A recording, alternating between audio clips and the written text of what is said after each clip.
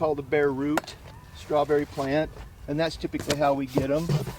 And they're wrapped, like I said, about 1,000 per box. And so when you get a bare root plant, this is what you're getting. Now, it doesn't look like much, but man, give it 2 or 3 or 4 weeks and that thing's going to be leafing out, and it's just going to be a beautiful plant. So that's got a little bit of greenery on top. Do you ever get any that are like known duds that you can just tell? We do, yeah, we do. Like there's one right there. I mean, you got a little bit right here on your off your crown. That's your leaf coming up off there, and so you got that one there. So that one might be, that one's still okay, or that one's a dud? Yeah, still okay. Yep, this one looks like a dud. Somebody probably chucked that one out, but if you dig just a little deeper and you don't want to disrupt their growing pattern, then you can see that you've got some growth there as well. Oh, so that one still could work. You bet. And so if you can find them through bare root, which Norse Farms in Massachusetts sells them, Lassen, NorCal, and you can buy 25 at a time from Norse. That's why I like going there sometimes, because I may need only 150 to 200 plants. What's the variety we plant in Utah? Well, I've been growing strawberries now for about 20 years, and I've gone from Quinault to Fort Laramie to Shasta. I mean, there's hundreds and hundreds of varieties out there, but in the last 15 years I've gone to Seascape, and I like Seascape because it's an ever-bearing or a day-neutral strawberry, which means that it will produce from about June 1st, depending on the weather, all the way to first frost. It lets up a little bit in the summer around July, August, because it gets too hot. And so now the plants are just trying to hunker down and preserve some energy to help get them through the heat. You don't necessarily need to water them more because they're hot, but it's just that they just start dropping back production.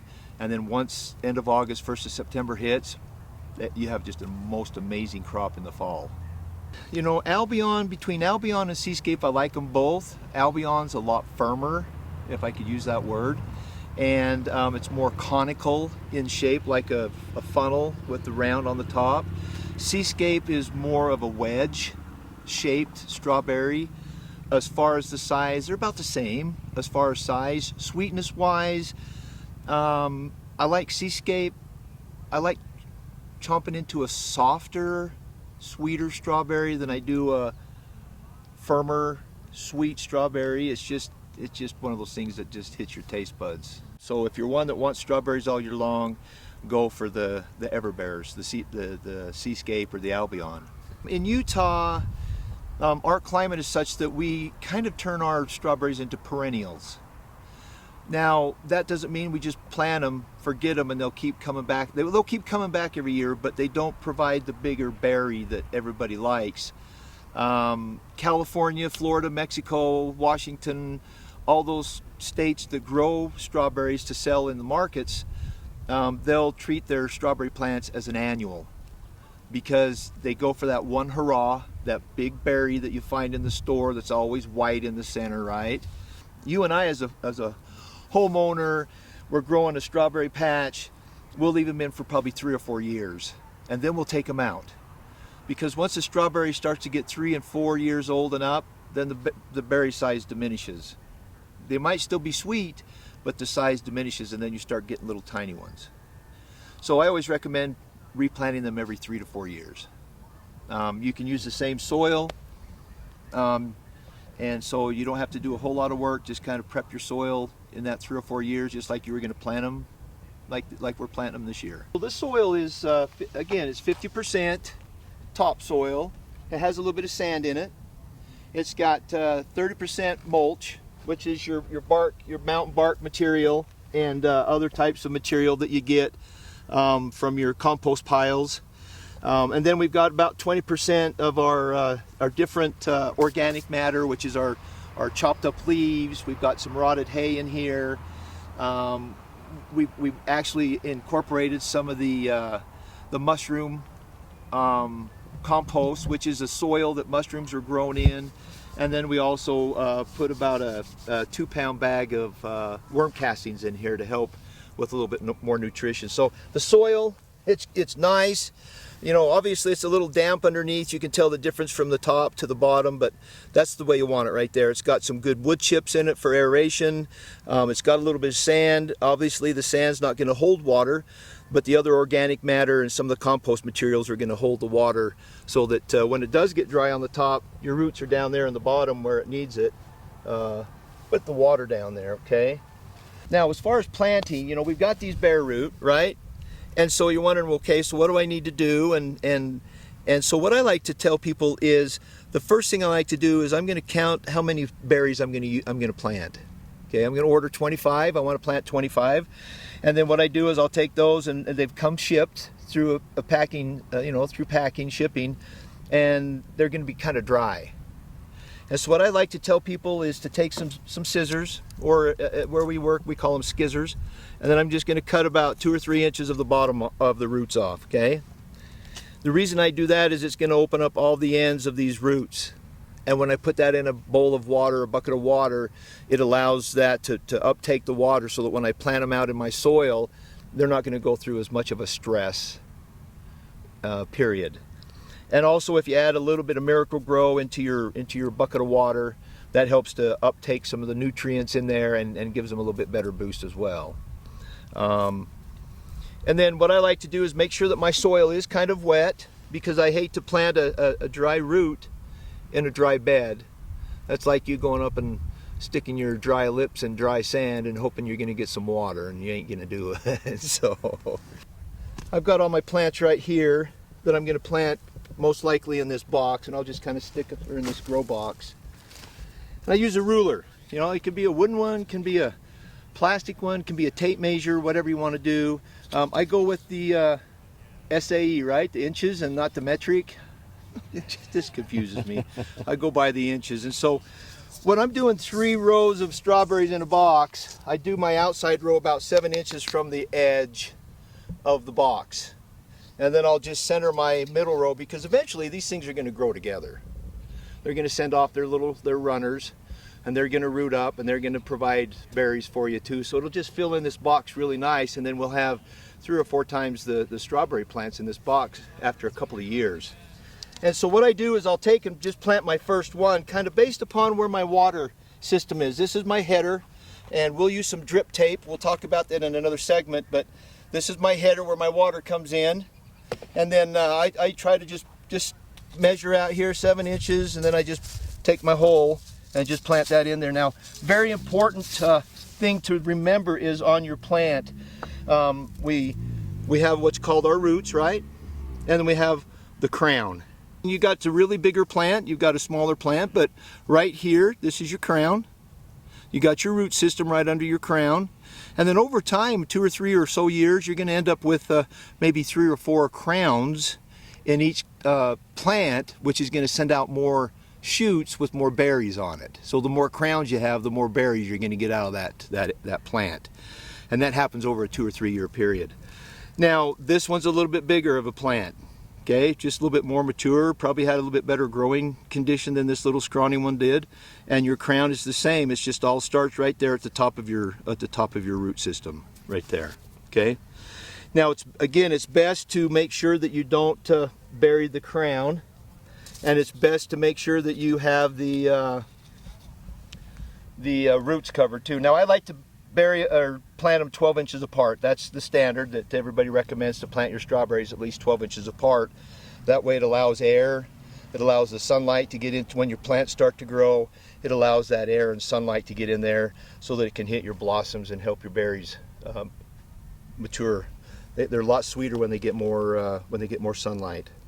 And then the air helps to just take away any stagnant moisture or anything that gets on them, and it helps to prevent any diseases that might get on your leaves on your strawberry plants. So here's 12 inches. I take that right there, I'll make a mark right there, and then I come here and I've got 7 inches, so I'm just going to dig my fingers in there, and then I'm just going to take the roots and put them down in there. And then, like I said, you want to try to have that so that the crown's just visible right there. Okay, we'll go down here, we'll take another one here, put our ruler there. There's our 12 inches. Here's our 7 inches. This soil is so nice. It's so soft compared to your ground soil because of the way it's made and the component that's in it. It's a lot nicer on your fingers, your hands when you're trying to transplant because it's easy to dig into and it's soft. Okay, we'll plant a few more here for us. Here's our ruler again at 12 inches. Come out here, there's 7 inches right there. Now if you feel like you want to plant more plants, you have a little bit smaller area and you want to plant a few more plants, then spacing them 12 inches apart, I wouldn't go any lower than maybe 8 inches apart. Okay, because again, you want that air, you want the sunlight to get into your plants so that it helps them to grow and eliminate very many diseases that they want to get in there. Okay, take it like that, bring it around. Just don't have to pack it down really hard. You just kind of pack it in like that.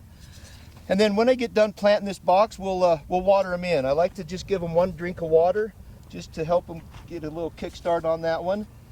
I won't fertilize them for a couple of weeks because your small plants, your plants have tender feeder roots, what are called feeder roots, that are reaching out, getting all the nutrition and all that from the soil.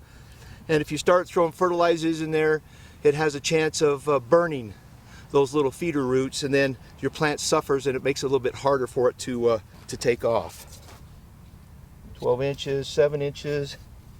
You know, if you're symmetrical like me, you like to kind of have a neat little garden, and so I'm not OCD or anything, but I still like to have a neat little organized garden and have it look nice. Even though over time these little babies are they're going to grow together and you won't even know where I planted them in the rows. So 6, 7, 8, 9, 10, 11, 12, 13, 14, 15 long in a 16 long box. That gives you about 6 to 8 inches on each side. We'll do the same in the middle. In the middle, I'll stagger them. So let me lay some of these out here just to kind of match up with the ones that are across from me here. The other one, I'm just gonna go off about 6 inches and I'm gonna put these in the center of the outside rows. And that just gives up that more air capacity to blow in and out of the plants, and then also to have the sunshine growing in and out of the plants as well. Again, I'm going to kind of come across here, but I'm going to put my 7 inches there, put that in there like that, and go like this, put those in there, try to keep your root. When I water them in, it will wash some of the soil off of the crown, so that it will make it so that the crown it looks like I might be burying them a little deep, but when I water them in, it does a really good job of washing that soil down the crown, so it doesn't look like they're gonna suffocate on us. We've got one of our friendly little weeds in there. I can just grab that thing and pull it straight up, and then I've got the whole root system there. Chuck that baby out. So when you're growing in a garden box like this or raised beds, the thing you don't want to do is you don't want to step in your beds, because you're going to start compacting your soil and it's going to be just like your ground soil. So stay out of your beds. So we talk about flat ground at home. You know, if you don't have the capability or the resources to have grow boxes and you want to just plant in the ground, then what I recommend is making like a little mound, probably about 6, 8 inches tall. Something so you're going to bring your soil up.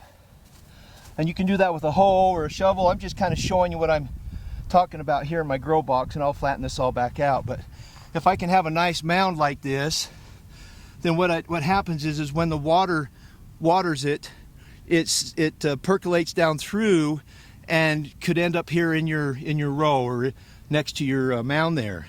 So when you plant your strawberry plants here, what's going to happen is it's going to provide that area for your plants to be up here, your roots right inside here. They're going to be up out of this area here, or even deeper where your water could puddle up because of our clay soils that we have here in Utah. Now, if you're like some people I know, you've got a great soil because you've been working on it for years and years and years.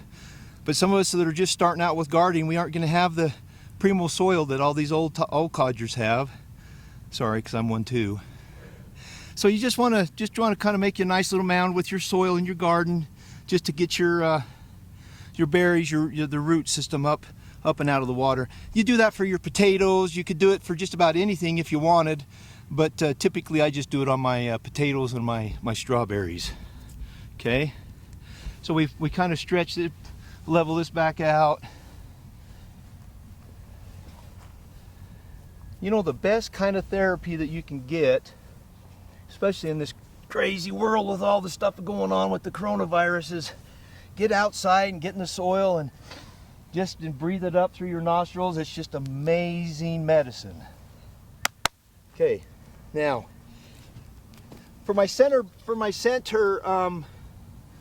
planting here, I'm going to sporadically space them. They're still going to be spaced 12 inches apart.